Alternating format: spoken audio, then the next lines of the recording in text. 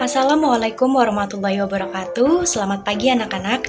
Senang sekali bertemu dengan saya, Ibu Lia, yang akan mengajarkan kalian tentang materi PS di kelas 7. Bagaimana kabar kalian hari ini? Alhamdulillah, semoga kalian dalam keadaan sehat walafiat ya, sehingga dapat mengikuti kegiatan pembelajaran ini dengan baik. Sesuai arahan Dinas Pendidikan Kota Jakarta, maka pembelajaran tidak dapat dilakukan secara langsung.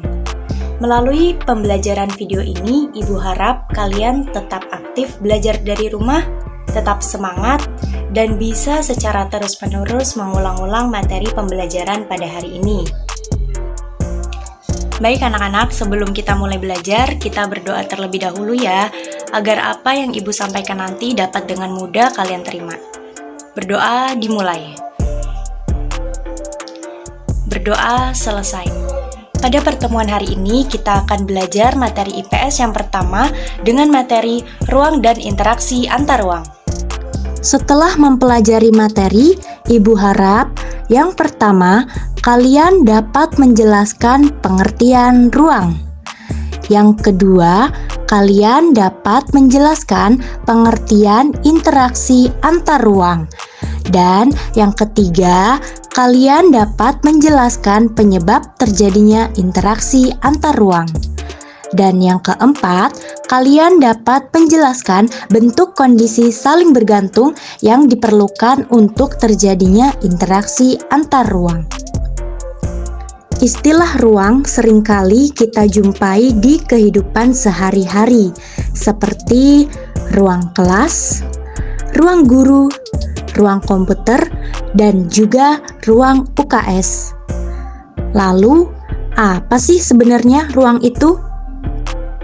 Ruang adalah tempat di permukaan bumi, baik secara keseluruhan maupun hanya sebagian yang digunakan oleh makhluk hidup untuk tempat tinggal.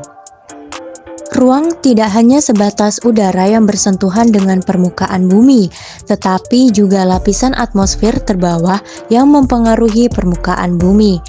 Ruang juga mencakup perairan yang ada di permukaan bumi, baik berupa laut, sungai, maupun danau. Ruang juga mencakup lapisan tanah dan batuan hingga lapisan tertentu yang menjadi sumber bagi kehidupan. Lalu, apa ya yang menjadi penyebab terjadinya interaksi antar ruang? Untuk dapat menjawabnya, kalian coba perhatikan ilustrasi berikut. Di sini terdapat wilayah A dan juga wilayah B, di mana pada wilayah A berada pada daerah pegunungan sehingga tanahnya sangat subur untuk menghasilkan sayuran. Sedangkan pada wilayah B berada di pesisir pantai yang sangat dekat sekali dengan laut.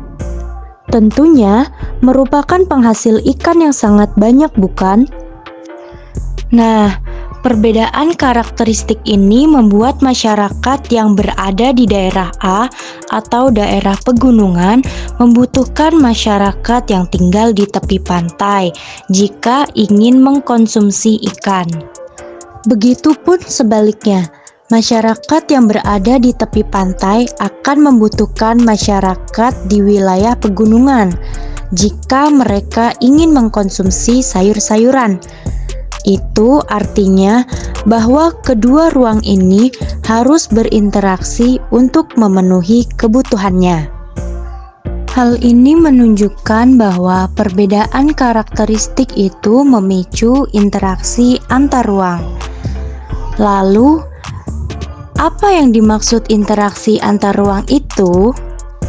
Ya, interaksi antar ruang adalah pergerakan orang, barang, atau informasi dari suatu daerah ke daerah lain atau dari daerah asal menuju ke daerah tujuan.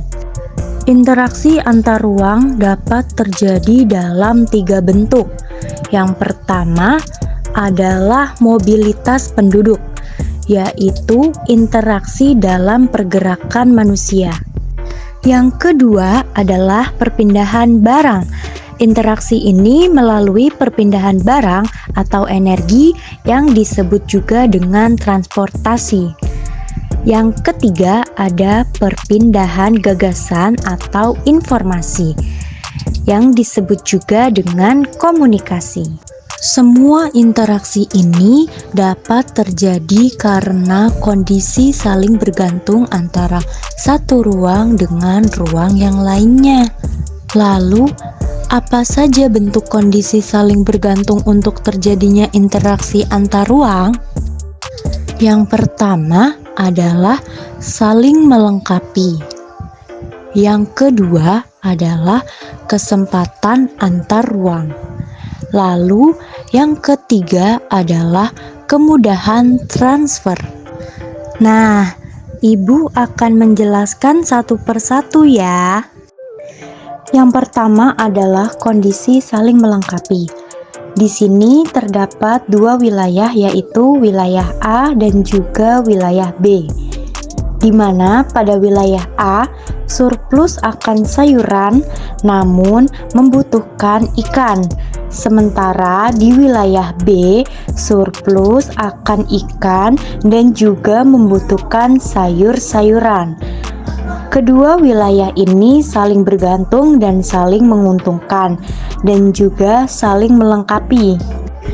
Yang kedua adalah kesempatan antara, di mana di sini terdapat wilayah C yang letaknya lebih dekat dengan wilayah A. Wilayah C ini surplus ikan dan membutuhkan sayuran. Karena letaknya lebih dekat, maka ongkosnya pun jauh lebih murah ya untuk menuju ke wilayah A, sehingga penduduk pada wilayah A menjalin kerjasama dengan penduduk yang berada di wilayah C, sehingga hubungan antara wilayah A dan juga wilayah B semakin melemah. Yang ketiga adalah kemudahan transfer. Wilayah A akan menjalin interaksi dengan wilayah B apabila sarana dan prasarananya mendukung. Jika jembatan atau jalanan rusak menuju wilayah B, maka interaksi tidak akan terjadi. Cukup mudah ya untuk memahami materi kita pagi ini. Selanjutnya, kita akan berlatih bersama ya untuk menguji pemahaman kalian tentang penjelasan yang sudah Ibu berikan. Yang pertama, jelaskan pengertian ruang. Yang kedua, jelaskan pengertian interaksi antar ruang.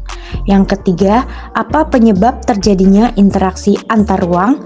Yang keempat, apa saja bentuk kondisi saling bergantung untuk terjadinya interaksi antar ruang?